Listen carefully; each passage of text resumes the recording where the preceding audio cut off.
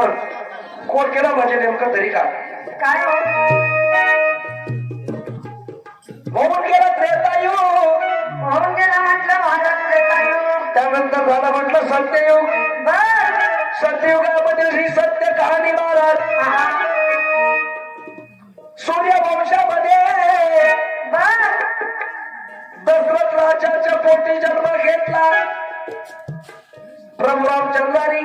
Programme प्रमाणे त्या दशरथ राजाला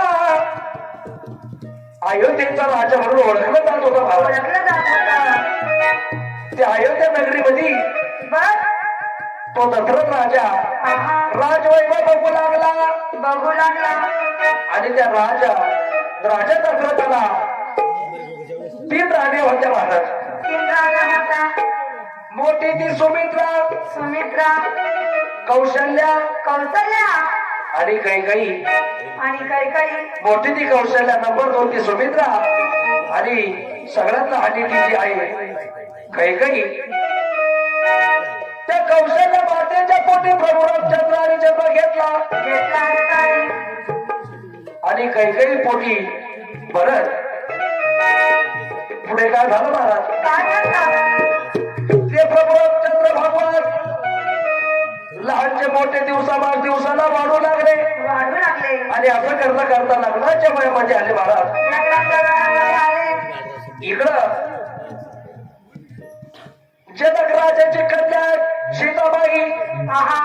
उपवर झाली. उपवर झाली. लग्नाच्या वयामध्ये आली महाराज. ओहो. आणि त्या परशुरामाने त्या जनक राजाला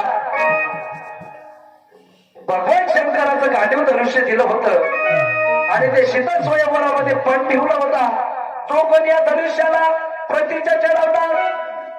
त्या विराच्या गळ्यामध्ये सीताबाई मार घालणार आणि एकेदी त्या शीतल स्वयंवर भरेला असताना लंकेचा दशानन राजा बर. लंकेचा रावण आहा. त्या स्वयंवरामध्ये धनुष्य उचलण्यासाठी पुढे निघाला आणि ते धनुष्य उचलण्याचा प्रयत्न करतात धनुष्य अंगावर घेऊन पडला. छातीपर्यंत धनुष्यावर उचललं आहा. आणि छातीवरती घेऊन तो धनुष्य पडला महाराज. पडला असताना आणि ते धनुष्य प्रभू रामचंद्राने आहा. एका हाताने सहजरित्या उचललं उचलला.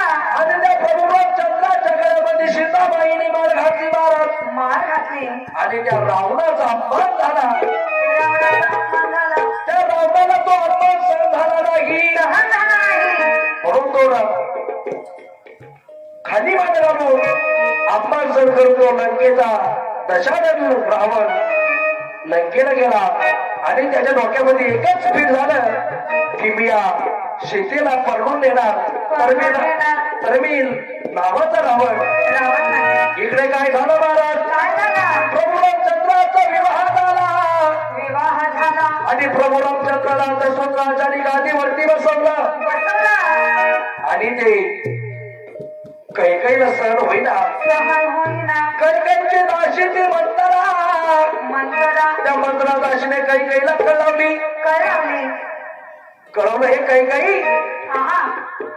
काही दिवसापूर्वी तू दशरथ राजाला लढाईसाठी रणगाडावर मदत करण्यासाठी गेली. मदत करण्यासाठी दशरथ राजाच्या रथाचा चाक गळून पडला महाराज. आहा. ते आग गळून पडणार परंतु तो आग लावून धरण्याचं काम त्या कैकेयी मातेने केला. कैकेयी मातेने केला असता आणि त्या युद्धामध्ये दशरथ राजाचा विजय झाला. विजय झाला. आणि मग दशरथ राजाने युद्ध संपल्यावर बघितलं तर आपल्या रथाचा आग गळून पडलेला आहे. परंतु आपला रथ लावून आला तो कैकेयीने दशरथ राजाच्या कैकेयीवरती प्रसन्न झाला होता आणि सांगितलं होतं. काय सांगितलं?